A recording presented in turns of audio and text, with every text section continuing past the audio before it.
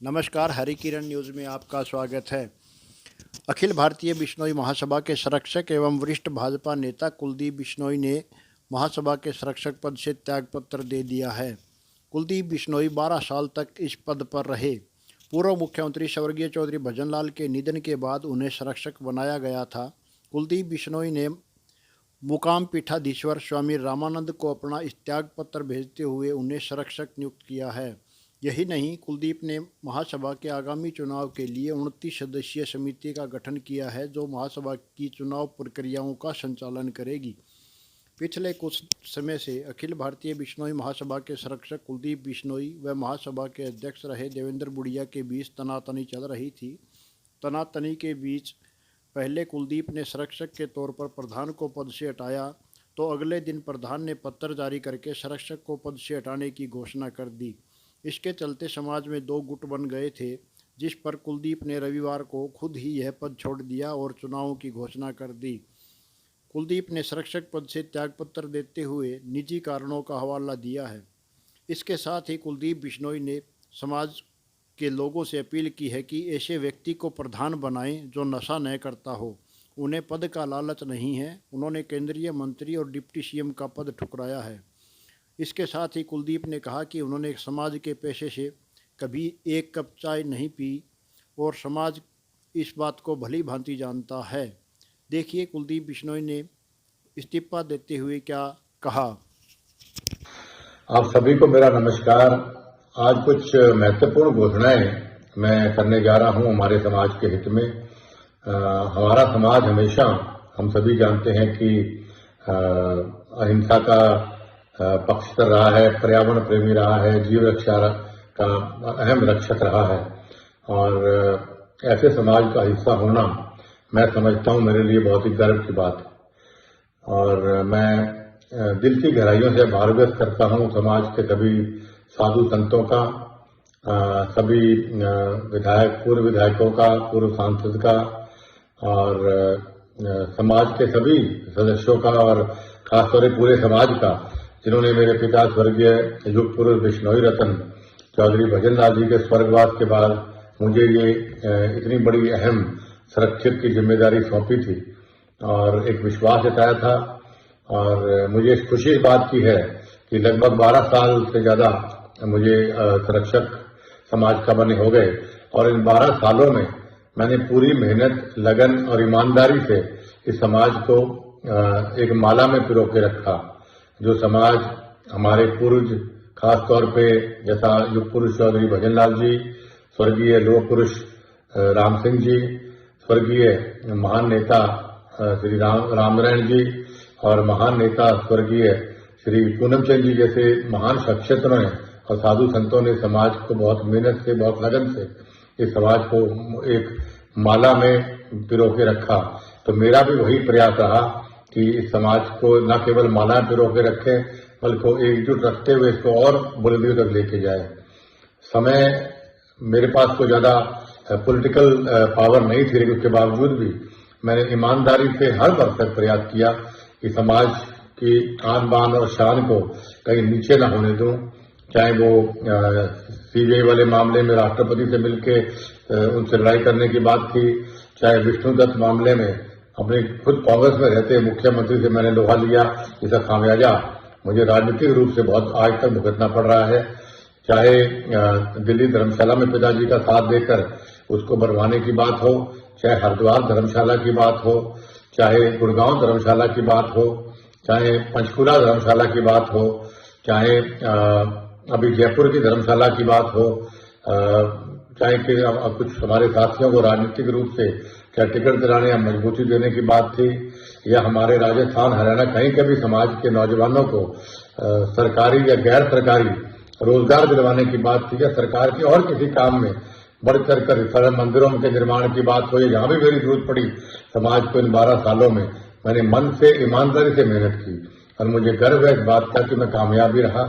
और खास तौर पर अभी कुछ साथियों ने पीछे एक वहम डाला कि भाई समाज का चंदा काफी लोग इसको मिसयूज करते हैं, तो हमने लगभग 3 साल पहले इसका ऑनलाइन काम शुरू मेरे कहने पर किया गया, जो आज भी ऑनलाइन है। कितना खर्चा आया, कितना लगा, और उससे पहले भी लगभग 15 या 17 साल से, मेरे बनने से पहले तक की मैंने ऑडिट प्रधानों का कई जगह ऑडिट करवाई है ताकि साथ रहे। और आगे भी जो कमेटियां बने उनसे मेरी प्रार्थना है कि आप भी अभी से लेके पीछे तक की 15 साल, 20 साल, 25 साल तक के सारा आय और व्यय आप इसको ऑडिट अलग अलग सीए से, अलग अलग कंपनियों से करवाइए और उसको ऑनलाइन डालिए जरूर, ताकि लोगों को पता लगे कि समाज का पैसा दुरुपयोग हुआ कि नहीं हुआ, किसने लिया किसने नहीं लिया। और मैं दावे से कहता हूं कि भाई, और फक्र से कहता हूं कि हमने समाज को अपने चारों ओर से जो भी हम दे पाए छोटा मोटा सहयोग वो हमने दिया। कभी समाज के पैसे का हमने एक कप चाय भी नहीं पी, मेरा दावा है। पिताजी का फोटो सामने उसको हाजिर डाल के मैं कहता हूं। और जो आज घोषणा हमने कल करी थी, उसमें पहली घोषणा जो हमने करी थी वो हमने चुनाव डिक्लेयर की करी थी, क्योंकि बहुत लंबी मांग चुनाव करवाने की लोगों की रही कि चुनाव होने चाहिए। मैं भी लोकतंत्र में विश्वास करता हूं और मैं नौजवान साथियों खास तौर पर बताना चाहता हूं, जब से हमारा समाज बना, जहां तक मुझे नॉलेज है, इस समाज में कभी भी चुनाव नहीं हुए। और एक बार मुकाम में बैठा था तो स्वर्गीय चौधरी भजन लाल जी, राम सिंह जी और रामनारायण जी कुछ साथी बैठे हुए थे हमारे साथ। तो उस दिन मैंने पिताजी से पूछ लिया, सबसे पूछ लिया कि भाई क्या कारण है कि हम चुनाव नहीं करवाते समाज में। तो एकमत होकर सबने ये बात बोली कि जो समाज अगर सर्वसम्मति से कोई फैसला करता है, उससे बढ़िया कोई फैसला नहीं हो सकता कि एकजुटता रहती है समाज के अंदर। इसलिए जिस दिन एकजुटता नहीं रहेगी उस दिन चुनाव कराएंगे, ताकि सर्वसम्मति नहीं बनेगी, चुनाव होने चाहिए। तो सर्वसम्मति बनती आई, लेकिन फिर भी पिताजी के स्वर्गवास के बाद और उनके बाद लोगों की मांग पर 2014 या 15 में, मुझे ईयर याद नहीं है, हमने चुनाव करवाए पूरे लोकतांत्रिक तरीके से। और उसके बाद मैंने जब सारे इलेक्टेड मेंबर्स ने कहा कि हम आपसे मिलना चाहते थे, मेरे घर पे मैंने उनको मिलवाया। उस दिन काफी बारिश भी हो गई थी, तो उस दिन मैंने देखा कई धड़े बनने शुरू हो गए कि भाई प्रधान मेरा आदमी बनने, ऐसे बने वैसे बने। जब मैं अलग अलग बुला के बात करा तो उस टाइम पे मैंने ये महसूस किया। तो फिर मैंने सब लोगों से जब चर्चा की, मेन प्रतिबद्ध लोगों से, तब उन्होंने कहा कि भाई फैसला इस तरह झगड़ा करेंगे समाज में बहुत धड़े बन जाएंगे और आपसी फूट समाज करे शुभ नहीं। तो उन्होंने मेरे ऊपर छोड़ा। तो उस वक्त मैंने फिर हीरा राम जी को, उस वक्त अध्यक्ष, सभी की राय देके मनोज से काफी लोगों से मैंने पूछा कि भाई किसको देख रहा है। सबने कहा कि ये ठीक है, ये नाम हमने कुछ रखे। तो हीरा राम भवाल जी सबसे अच्छे ईमानदार व्यक्ति थे, उनका नाम सबने कहा, तो उसको हमने अनाउंस किया। और उसके बाद कोविड आ गया, तो कोविड 1, कोविड 2 आया, तो ये इलेक्शन आगे जाता रहा। तो अभी हमने फिर कल सुबह चुनाव की घोषणा की और उस चुनाव में हम समझते हैं पूरी पारदर्शिता हो, इसके लिए हमने हमारे पीठेश्वर स्वामी रामानंद जी की चेयरमैनी में एक कमेटी बनाई है 29 मेंबरों की, जिसमें स्वामी रामानंद जी हमारे अध्यक्ष रहेंगे। चुनाव करवाओं उनकी देखरेख में चुनाव होगा। और उनके साथ अखिल भारतीय बिश्नोई महासभा के हमारे राष्ट्रीय अध्यक्ष जो परशुराम जी हैं, वो उनके साथ वाइस चेयरमैन होंगे। साथ में 27 मेंबर्स होंगे। और श्री एस.के. बिश्नोई जी जो बहुत ही प्रसिद्ध समाज सेवी भी हैं, लॉयर भी है हमारे समाज के, लीगल ओपिनियन के लिए उनको सबसे राय लेकर हमने नियुक्त किया। और इन सभी से मेरी प्रार्थना है कि 1 मार्च मतलब फागुनी महीने से पहले हमारा नया कमेटी बन जानी चाहिए, चुनाव पारदर्शिता से होकर, और नया अध्यक्ष भी बन जाना चाहिए। और मेरी सभी जो नए इलेक्ट मेंबर होंगे उनसे मेरी हाथ जोड़ के प्रार्थना है, प्लीज आप ऐसा अध्यक्ष चुनिए जो अध्यक्ष जो समाज का जोड़ने का काम करे, तोड़ने का काम ना करे। जो अध्यक्ष 29 नियमों को अपना सम्मान करता हो, जिसके लिए समाज सर्वप्रिय हो स्वार्थ से ज्यादा, ऐसा अध्यक्ष आपको चुनना चाहिए। जो नशा ना करता हो, जो अध्यक्ष माँ और बेटियों को अच्छी तरह से देखता हो और ईमानदार अध्यक्ष हो, उस आदमी को आप अध्यक्ष चुनिएगा। हमारे समाज के भविष्य और बच्चों के भविष्य का सवाल, ये मेरी पहली प्रार्थना भी है, पहली घोषणा भी हमने कल इस बात की हमने करी थी कि भाई हम चुनाव डिक्लेयर करते हैं। आज से चुनाव की प्रक्रिया शुरू, सारा का सारा पावर स्वामी रामानंद जी के पास है। स्वामी रामानंद जी की देखरेख में सारा चुनाव होगा। उनसे प्रार्थना जल्दी से मीटिंग बुलाकर वो अपने आगे चुनाव की प्रतिक्रिया वो शुरू कर दें। और उसके बाद में आपको दूसरी जो घोषणा हमने करी थी कि भाई हमें सब प्रभुजनों से बात करके हमने ये फैसला किया कि भाई समाज में हमें कोई संरक्षक हमें कोई ऐसा व्यक्ति और बना देखना चाहिए, क्योंकि मैंने कहा कि मैं ज्यादा समय समाज को मैं नहीं दे पाऊंगा। तो हमने यही बात कही कि भाई तो फिर किसको हम संरक्षक का रूप दिया जाए। तो सभी ने एक मत होकर कहा कि स्वामी रामानंद जी जो है सबसे हमारे पीठेश्वर भी हैं, और हिंदुस्तान हो या विदेश तक उनके बहुत सम्मान लोग करते हैं, और उनको सारे हमारे समाज का ज्ञान भी है और बहुत लंबा तजुर्बा समाज पे है। उनकी तो दर्शन मात्र से सबके पाप खत्म हो जाते हैं, सबके कष्ट खत्म हो जाते हैं। तो उनको मैं समझता हूँ उनसे बेहतर संरक्षक के रूप में कोई होना चाहिए। सबसे राय लेके हमने स्वामी रामानंद जी को संरक्षक हमने नियुक्त किया है, और ये भी फैसला हमने कल किया था। और बाकी जहां तक मेरी बात है, मैं अपना यही कह सकता हूं कि मैं कभी पद का लालची नहीं रहा।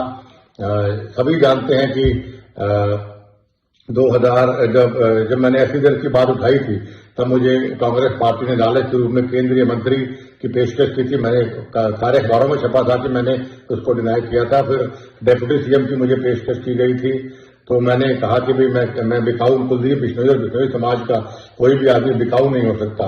तो मेरे लिए सिद्धांत सर्वप्रिय हैं। तो मैंने वो भी केंद्रीय मंत्री पर ठुकराया, फिर मैंने उप मुख्यमंत्री पर ठुकराया। उसके बाद मुझे पहले अखिल भारतीय बिश्नोई महासभा का मुझे अध्यक्ष किया गया। मैं बनना नहीं चाहता था, लेकिन मुझे जबरदस्ती बनाया गया। तो मैंने शायद लेके साल या सवा साल में मैंने खुद इस्तीफा दिया, और उसके बाद बहुत ही प्रसिद्ध और बहुत ही पॉपुलर मलखान सिंह जी अध्यक्ष बने। और उसके बाद पिताजी के स्वर्गवास के बाद सर्वसम्मति साधु संतों ने और सभी लोगों ने मुझे अखिल भारतीय बिश्नोई महासभा का संरक्षक नियुक्त किया। तो मैंने तुरंत प्रभाव से अपना इस्तीफा भेजा। रिकॉर्ड की बात है, उस वक्त की कार्यकारिणी से पूछा जा सकता है। मैं लिखित में कहा कि मैं संरक्षक नहीं बनना चाहता हूं, मैं ऐसे पद पे नहीं बैठना चाहता जहां चौधरी भजन लाल जी जैसे महान विभूति बैठे हों। मैं तो उनके मुकाबले में कण भी नहीं हूं। तो लेकिन सभी ने मेरा इस्तीफा ठुकरा के, इस्तीफा फाड़ के बल्कि कमेटी में फेंका गया, और ये कहा गया कि भाई चौधरी भजन लाल परिवार के अलावा इस समाज को कोई एकजुट रखने में सक्षम नहीं है। इस पे लोग विश्वास करते हैं। और जैसा मैंने पहले कहा कि भाई 12 साल से मैंने बड़ी ईमानदारी से इस समाज को आगे चलाया है। तो लेकिन आज मैं इस अखिल भारतीय बिश्नोई महासभा के संरक्षक पद से मैं त्याग पत्र देता हूं, क्योंकि मैं व्यक्तिगत कारणों से मैं इस समाज को ज्यादा समय नहीं दे पाऊंगा, क्योंकि राजनीतिक रूप से मुझे आगे बहुत बढ़ना है और भी मुझे काम है। लेकिन आप इस बात से बिल्कुल चिंतित मत होइए, जब भी समाज को मेरी जरूरत पड़ेगी तो मैं 24 घंटे समाज की सेवा में मेरे घर के दरवाजे खुले हैं।